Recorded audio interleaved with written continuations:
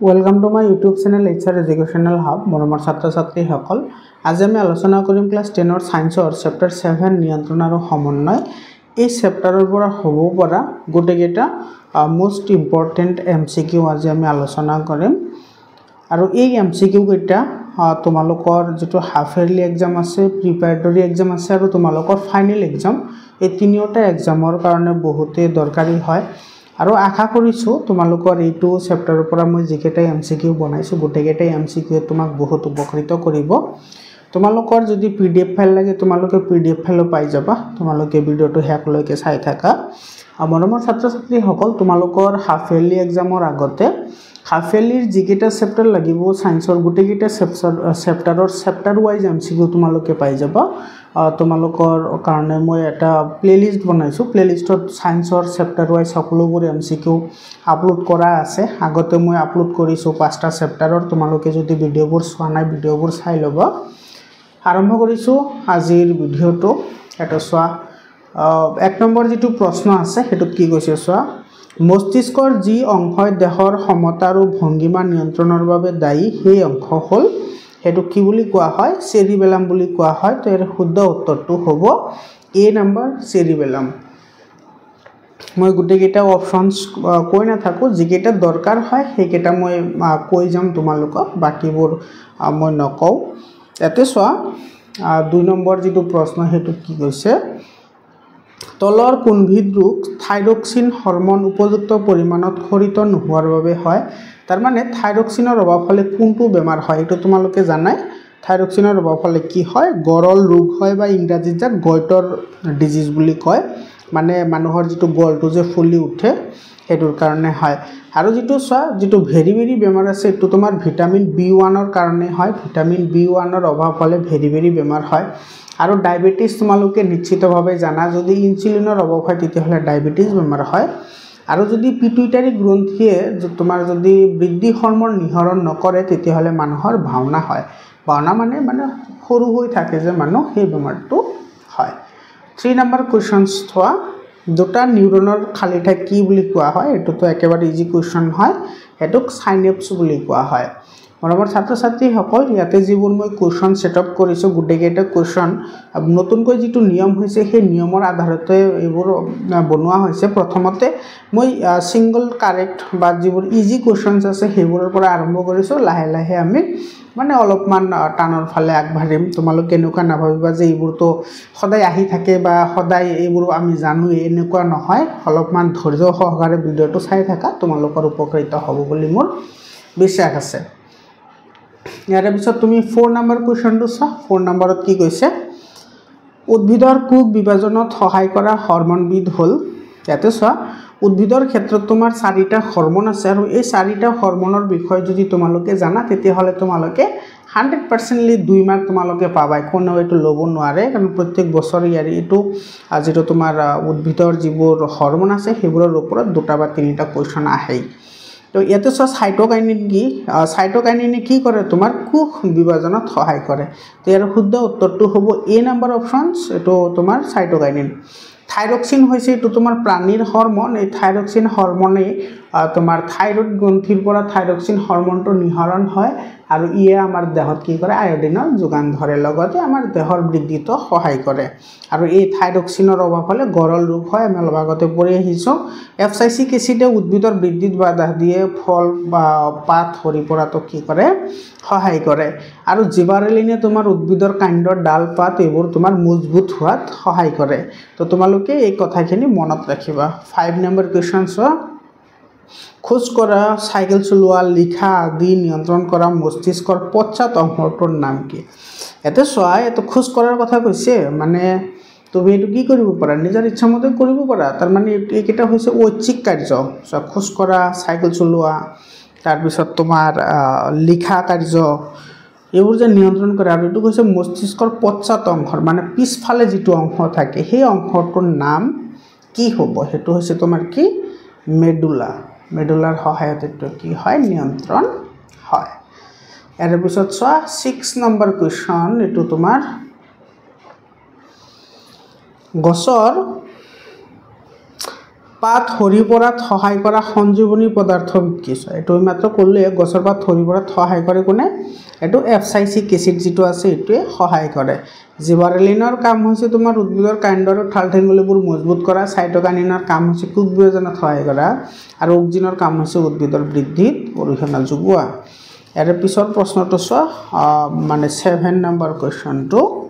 এইটো 7 নম্বৰ কোৱেশ্চনটো কি কৈছে চোৱা তেজত চেনিৰ মাত্ৰা নিয়ন্ত্ৰণ কৰি থকাত সহায় কৰা অগ্নাশয়ৰ দ্বাৰা উৎপাদিত হৰমনবিধ হল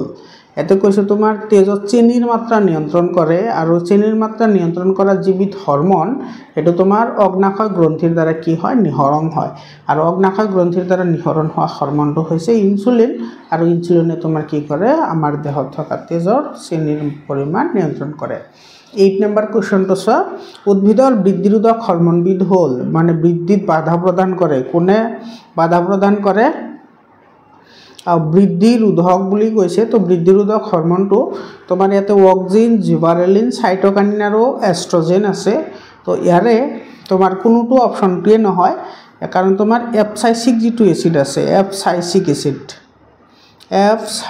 এসিড এটো তোমাৰ কি কৰে বৃদ্ধিত বাধা প্ৰদান কৰে তাৰ শুদ্ধ উত্তৰটো তোমাৰ ডি নম্বৰটো আহিব এটো তোমাৰ অপচনটো ভুল আছিল মই কাৰেক্ট কৰি দিছো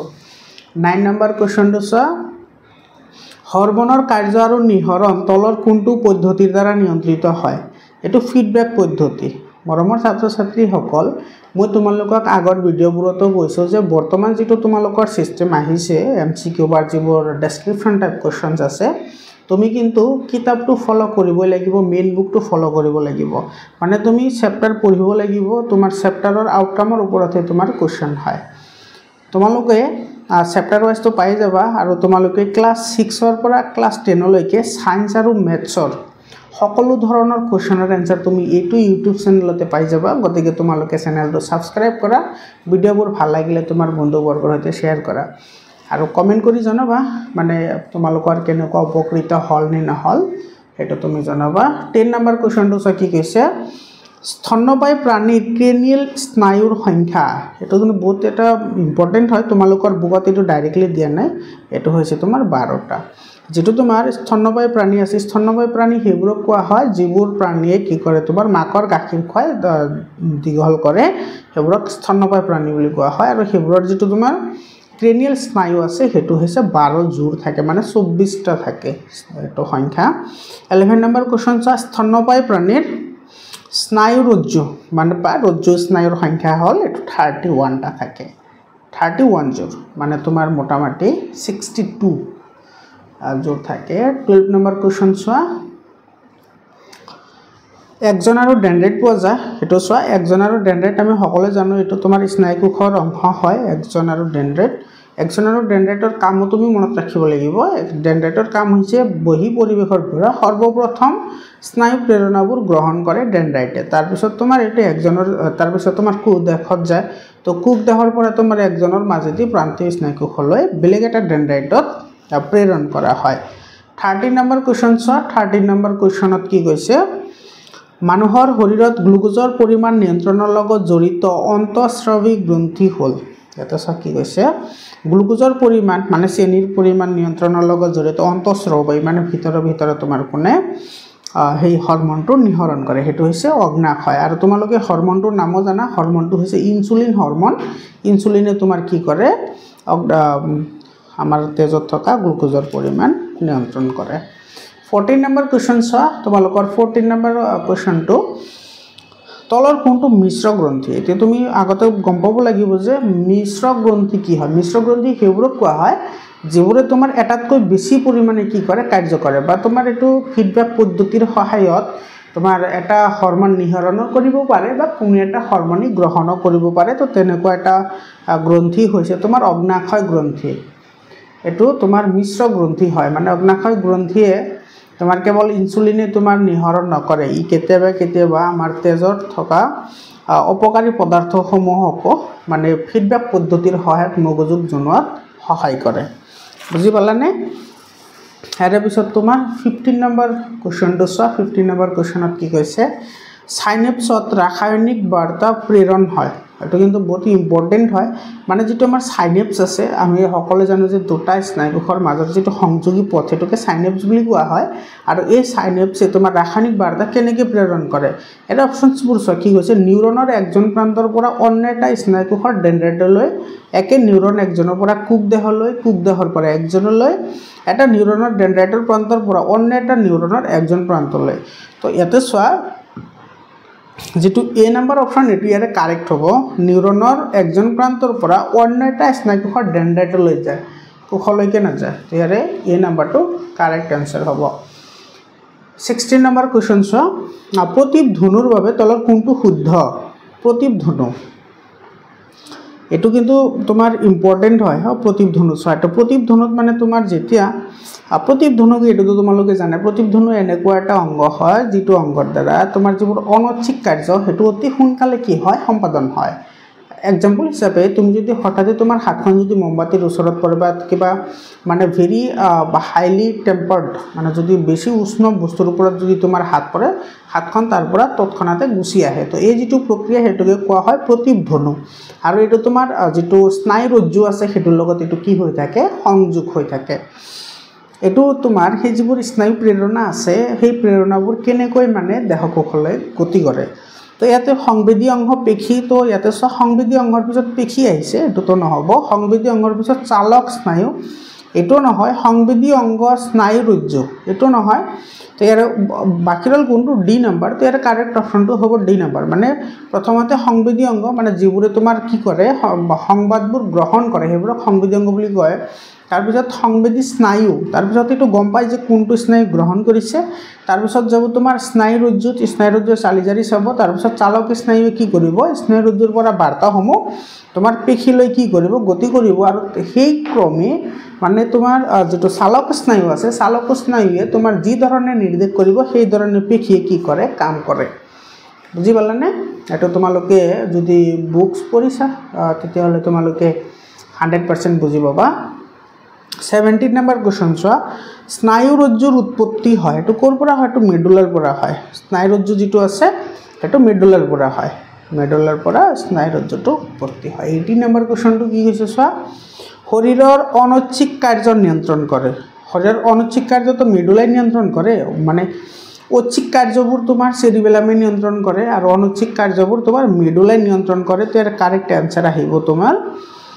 বি নম্বৰ আৰু প্ৰমস্তিষ্ক অগ্ৰমস্তিষ্ক বা প্ৰমস্তিষ্কৰ মেডুলা এটো তো কাৰেক্ট নহয় এটো ভুল হয় কাৰণ মেডুলা তোমাৰ পশ্চাৎ মস্তিষ্ক হে থাকে হয়নে ইয়াৰে পিছত 19 নম্বৰ কোৱেশ্চন 19 নম্বৰ কোৱেশ্চনটো কি কৈছে এটো চোৱা তলৰ কোনটো হৰমন সংশ্লেষণৰ বাবে আয়োডিনৰ প্ৰয়োজন হয় মই অলপ আগতেও কৈছো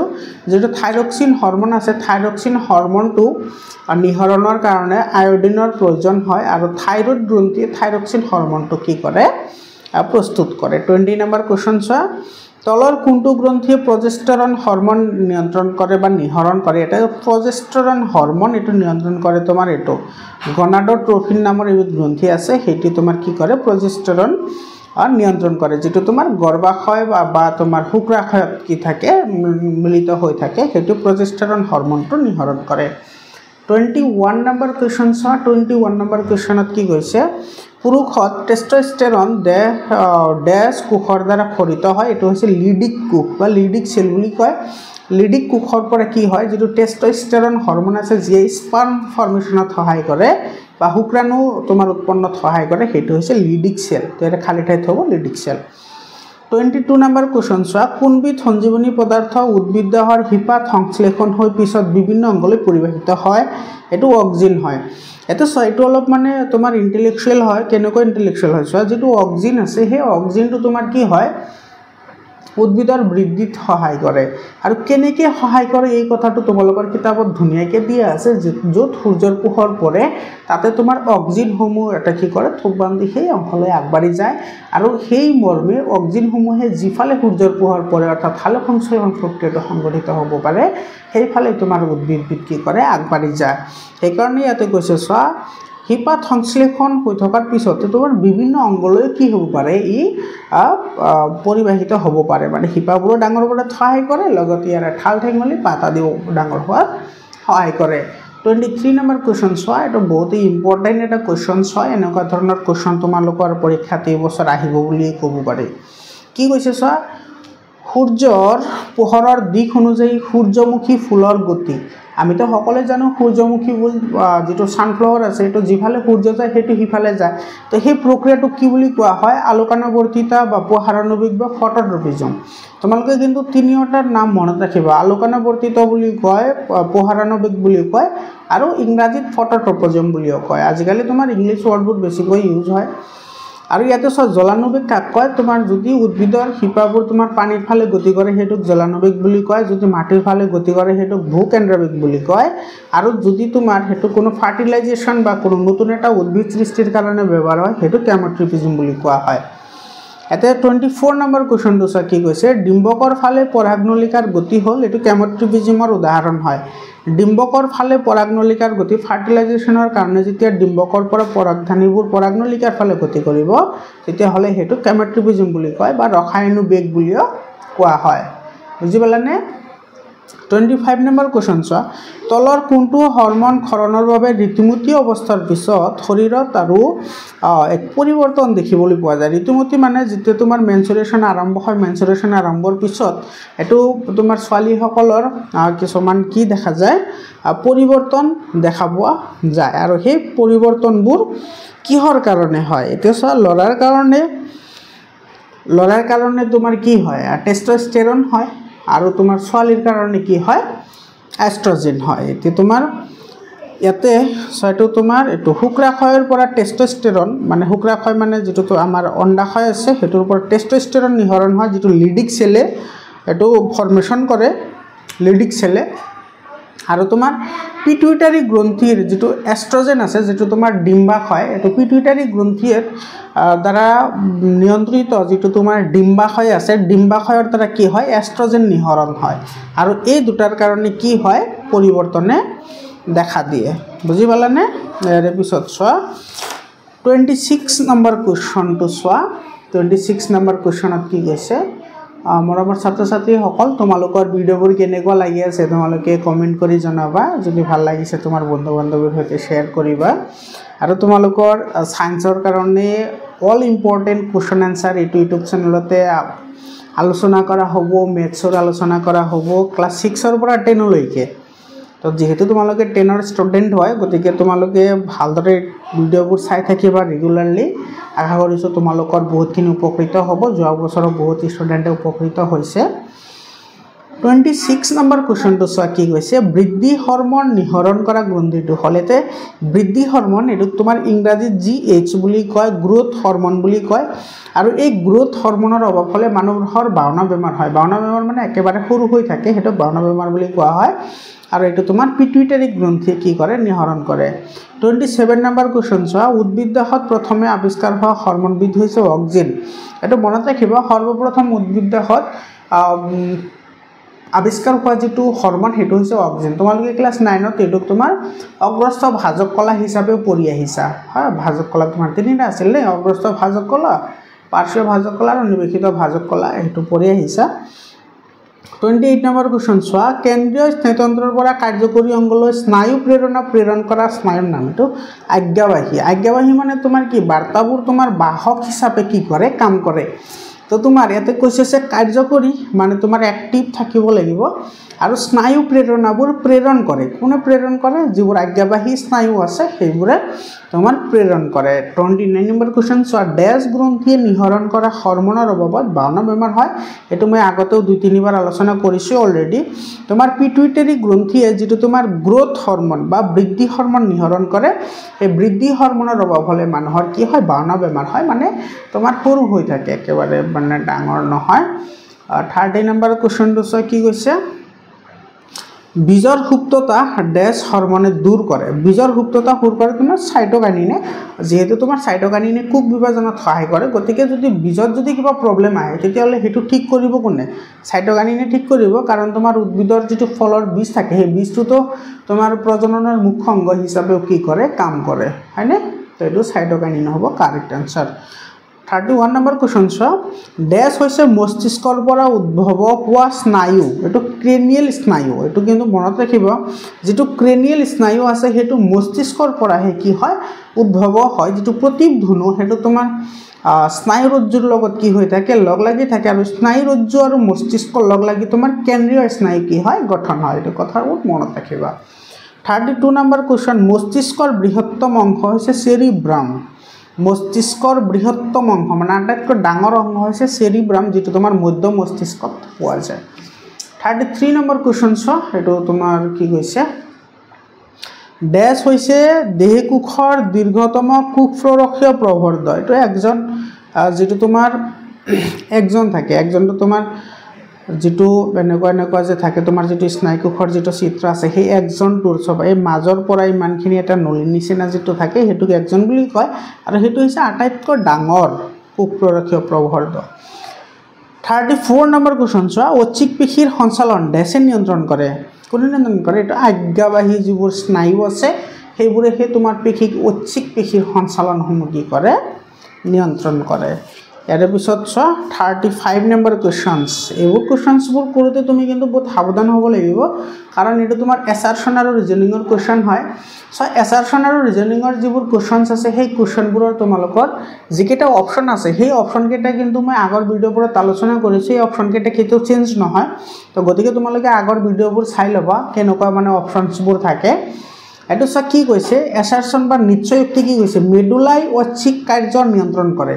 যেটো মেডুলা আছে মেডুলাই তোমাৰ কি বুলি কৈছে ঐচ্ছিক কাৰ্য নিয়ন্ত্ৰণ কৰে আৰু ৰিজনটো দিছে কি মেডুলা মস্তিষ্কৰ পশ্চাৎ অংশত থাকে এতে চোৱা যেটো মেডুলা আছে মেডুলাইটো তোমাৰ ঐচ্ছিক কাৰ্য নিয়ন্ত্ৰণ নকৰে তো প্ৰথম কথা এটো ভুল হল মানে মেডুলাই তোমাৰ কি কৰে অনৈচ্ছিক যিবোৰ কাৰ্য আছে সেইবোৰ কাৰ্য হে কি কৰে নিয়ন্ত্ৰণ কৰে আৰু মেডুলা মস্তিষ্কৰ পশ্চাৎ অংশত থাকে এটো শুদ্ধ হয় তাৰ মানে এৰে অপচনটো কাৰেক্ট হ'ব হেতু অপচন যেটো অপচনত আছে তোমাৰ এছাৰশনটো ভুল কিন্তু ৰিজনটো শুদ্ধ মানে এটো তোমাৰ সি নম্বৰ অপচনত থাকে এছাৰশন ভুল আৰু ৰিজনটো শুদ্ধ তেৰে সি নম্বৰ অপচনটো কাৰেক্ট হ'ব 36 নম্বৰ কোৱেশ্চন চোৱা এটো কি কৈছে এতে এছাৰশন বা নিশ্চয়যুক্তি কি দিছে চোৱা উদ্ভিদ দেহত কোনো সংযোগ ৰক্ষাকাৰী বিশেষত্বপূৰ্ণ কলা নাথাকে কাৰেক্ট হয় এটো সঁচা হয় আমাৰ প্ৰাণীৰ দেহত যেনেকুৱা স্নায়ুকোষ থাকে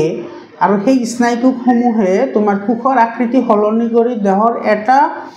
কোষৰ পৰা আন এটা কোষলৈ তোমাৰ বাৰ্তাসমূহ কি কৰে প্ৰেৰণ কৰে কেনেকৈ প্ৰেৰণ কৰে আমাৰ দেহৰ কোষসমূহ কিছুমান প্ৰটিন জাতীয় পদাৰ্থৰে গঠিত যিবোৰ নমনীয় গুণ বিশিষ্ট হয় গতিকে হতে কোষৰ আকাৰ হলনি কৰিব পাৰে কিন্তু উদ্ভিদ দেহত সংযোগ ৰক্ষা কৰে মানে স্নায়ুকোষৰ নিচিনাকৈ কাম কৰাৰ কাৰণে কোনো ধৰণৰ বিশেষ মানে স্পেশাল কোনো সেল নাথাকে এটো তো সঁচা কথা হয় এটো যেটো তোমাৰ নীলাজীবনৰ পাত আছে নীলাজীবনৰ পাতৰ বিষয় তোমাৰ যেটো প্যাৰাগ্ৰাফত দিছে সেই প্যাৰাগ্ৰাফত এই কথাটো ডাইৰেক্টলি লিখা আছে ৰিজনটো দিছে কি চোৱা কাৰণ কি দিছে উদ্ভিদ কোষত থকা পানীৰ তাৰতম্যৰ যোগেদি সংযোগ ৰক্ষা কৰে ভেৰি ট্ৰু এটো সঁচা হয় আৰু যেহেতু তোমাৰ কোনো ধৰণৰ সংযোগ ৰক্ষাকাৰী কলা নাথাকে সেই কাৰণে হতে পানীৰ তাৰতম্যৰ যোগেদি হেহতে কি কৰে এটা কোষৰ পৰা আন এটা কোষলৈ হিহতে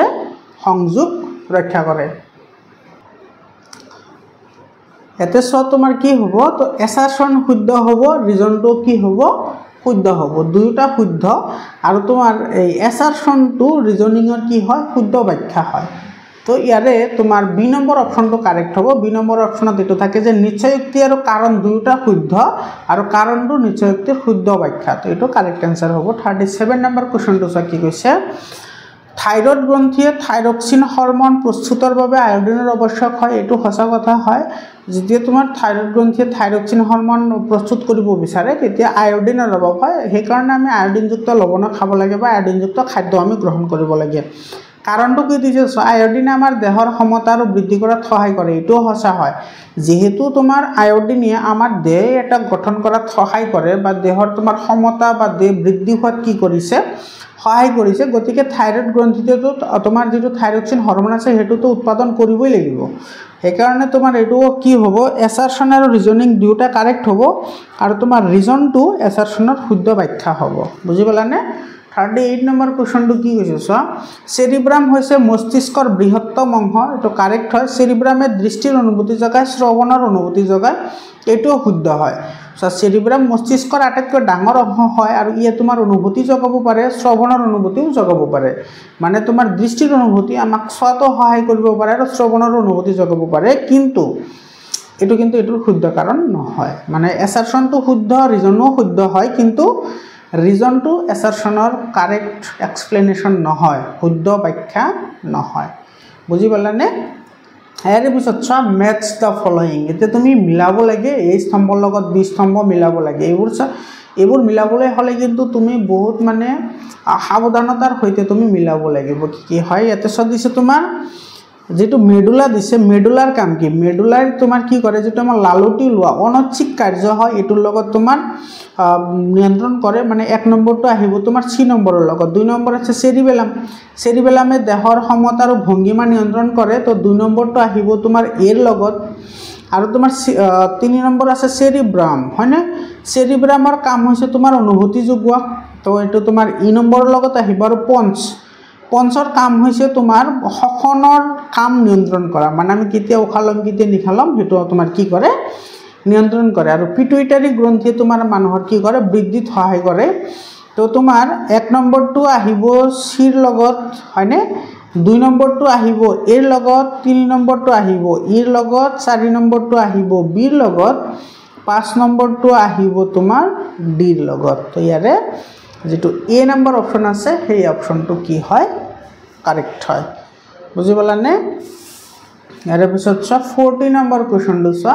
এইটো তোমাৰ মেটছ দ্য ফলোয়িং হয়। ইয়াতে তোমাৰ দিছে একফালে হৰমনৰ নাম দিছে, আনফালে তোমাৰ কাৰ্য দিছে, তো তুমি এইটো মিলাব লাগে। চোৱা থাইৰক্সিন হৰমন, থাইৰক্সিন হৰমনেতো আমি সকলোৱে জানো থাইৰক্সিন হৰমনে তোমাৰ যেটো আমাৰ আয়োডিনযুক্ত যেটো নিমখ আছে দেহৰ বৃদ্ধিত কি কৰে, সহায় কৰে, হয়নে? তো ইয়াতে থাইৰক্সিন প্ৰটিন, কাৰ্বহাইড্ৰেট, চৰ্বিৰ বিপাকীয় ক্ৰিয়া নিয়ন্ত্ৰণ কৰে। তো 1 নম্বৰটো আহিব এফৰ লগত ইনচুলিন। ইনচুলিনে দেহৰ আমাৰ কোষত থকা গ্লুকোজৰ পৰিমাণ নিয়ন্ত্ৰণ কৰে, তো এইটো আহিব ই নম্বৰৰ লগত। অক্সিন, অক্সিনৰ কাম হৈছে তোমাৰ উদ্ভিদৰ কাণ্ডৰ বৃদ্ধিত কি কৰে, সহায় কৰে, এইটো বি নম্বৰৰ লগত আহিব। জিবাৰেলিন, জিবাৰেলিনৰ কাম হৈছে উদ্ভিদৰ কোষ ডাঙৰ দীঘল কৰাত কি কৰে, সহায় কৰে। সাইটোকাইনিন, সাইটোকাইনিনৰ কাম হৈছে কোষ বিভাজনত সহায় কৰা, ডি নম্বৰৰ লগত আহিব। আৰু এটা হৈছে এপচাইচিক এচিড, এপচাইচিক এচিডৰ কাম হৈছে তোমাৰ উদ্ভিদৰ বৃদ্ধিত বাধা প্ৰদান কৰে। তো এইটো তোমাৰ মিলিছে কাৰ লগত, এৰ লগত মিলিছে, গতিকে a will be the correct answer. 41 number কুৱেশ্যনটো চোৱা মৰমৰ ছাত্ৰ ছাত্ৰীসকল, আমি শেষলৈকে আহিছোঁ। তোমালোকে এইটো চেপ্টাৰৰ আমাৰ সেৱা বোৰ্ডৰ পৰা আমাক এখন টিচাৰ মেনুৱেল দিছে, টিচাৰ মেনুৱেল। এই টিচাৰ মেনুৱেলত তোমাৰ কিছুমান কুৱেশ্যনছ আছে, চেপ্টাৰ ৱাইজ কুৱেশ্যনছ আছে। সেই কুৱেশ্যনবোৰ তোমালোকৰ লগত মই শ্বেয়াৰ কৰিম, আলোচনা কৰিম। তোমালোকে সেইটো তোমালোকে PDF ফাইলো পাই যাবা। যদি তোমালোকৰ PDF ফাইল লাগে তোমালোকে 7002824673 এইটো নম্বৰত হোৱাটছআপ কৰিবা, তোমালোকে PDF ফাইলো পাই যাবা। মৰমৰ ছাত্ৰ ছাত্ৰীসকল, ইয়াতে যিবোৰ কুৱেশ্যনছ মই দিছোঁ সেই কুৱেশ্যনছবোৰ তোমাৰ বহুত পৰীক্ষাত আহিছে, মানে যোৱা বছৰ বা তাৰ আগৰ বছৰ 2015ৰ পৰা যিবোৰ পৰীক্ষাত আহিছে, আৰু নতুনকৈ যিটো নিয়ম আহিছে, সংযোজন হৈছে, সেইটো নিয়মৰ ওপৰত আধাৰিত কৰি মই প্ৰশ্নবোৰ দিছোঁ। আৰু এইটো চেপ্টাৰৰ পৰা যিকেইটা তোমাৰ চিত্ৰ আহিব পাৰে সেইকেইটা মই তোমালোকক পৰীক্ষাৰ আগে আগে জনাই দিম। তোমালোকে ভিডিঅ'বোৰ ৰেগুলাৰলি চাই থাকিবা, চেনেলটো ছাবস্ক্ৰাইব কৰা আৰু তোমাৰ বন্ধুবৰ্গৰ সৈতে শ্বেয়াৰ কৰা। আৰু যিখন তোমাৰ টিচাৰ মেনুৱেল আছে সেই টিচাৰ মেনুৱেলতো বহুতো গুৰুত্বপূৰ্ণ MCQ আছে, সেই MCQবোৰো তোমালোকৰ লগত মই আলোচনা কৰিম, তোমালোকে ভিডিঅ'বোৰ ৰেগুলাৰলি চাই থাকিবা। 41 নম্বৰ কুৱেশ্যনটো চোৱা, এতিয়া তলৰ কোনবিধ উদ্ভিদৰ সঞ্জীৱনী পদাৰ্থ? তো উদ্ভিদৰ সঞ্জীৱনী পদাৰ্থৰ কথা কৈছে, তো ইয়াৰ কাৰেক্ট আনসাৰটো সাইটোকাইনিন হ'ব, ইনচুলিন, থাইৰক্সিন, অবষ্ট্ৰোজেন। এই গোটেইকেইটা হৈছে প্ৰাণীৰ হৰমন, কিন্তু সাইটোকাইনিন হৈছে উদ্ভিদৰ হৰমন। 42 নম্বৰ কুৱেশ্যন চোৱা, মগজুৱে কি কাম কৰে? এইকেইটা তোমালোকৰ কিতাপত যিটো এক্সাৰচাইজ আছে, অনুশীলনী আছে, সেইকেইটা হয়। এইকেইটা মগজুৱে কি কাম কৰে? চিন্তাও কৰে, হৃদপিণ্ডৰ স্পন্দন নিয়ন্ত্ৰণ কৰে, দেহৰ ক্ষমতাও কৰে, মানে ওপৰৰ কি হ'ব, সকলোবোৰ হ'ব। এটা কাৰেক্ট এনসাৰ হ'ব ডি নম্বৰ। 43 নম্বৰ কুৱেশ্যন চোৱা, 43 নম্বৰ কুৱেশ্যন কি হৈছে? নীলাজীৱনৰ গছৰ সংযোগ হ'ল। নীলাজীৱনৰ যিটো গছৰ সংযোগ ৰক্ষা কৰে সেইটো তোমাৰ কোষৰ পৰা কি কৰে, কোষলৈহে নিয়ন্ত্ৰণ কৰে। তো ইয়াৰে কাৰেক্ট এনসাৰ হ'ব তোমাৰ এ নম্বৰটো। মৰমৰ ছাত্ৰ ছাত্ৰীসকল, আজিৰ কাৰণে এইখিনিয়ে। তোমালোকৰ লগত আকৌ লগ পাম বেলেগ এটা চেপ্টাৰৰ MCQ লৈ, আৰু ব্ৰড ডেছক্ৰিপশ্যন টাইপ যিবোৰ কুৱেশ্যন এনসাৰ আছে সেইবোৰ আমি আলোচনা কৰিম। তোমালোকে লিখা পঢ়া আৰম্ভ কৰা কাৰণ একেবাৰে টাইম নাই হাফ ইয়াৰলি এক্সাম আহিলে হাফ ইয়াৰলি পিছতো প্ৰিপাৰেটৰি হ'ব তাৰপিছত তোমাৰ মেট্ৰিকটো আহি যাব গতিকে কুশলে থাকা ভালদৰে লিখা পঢ়া কৰা ধন্যবাদ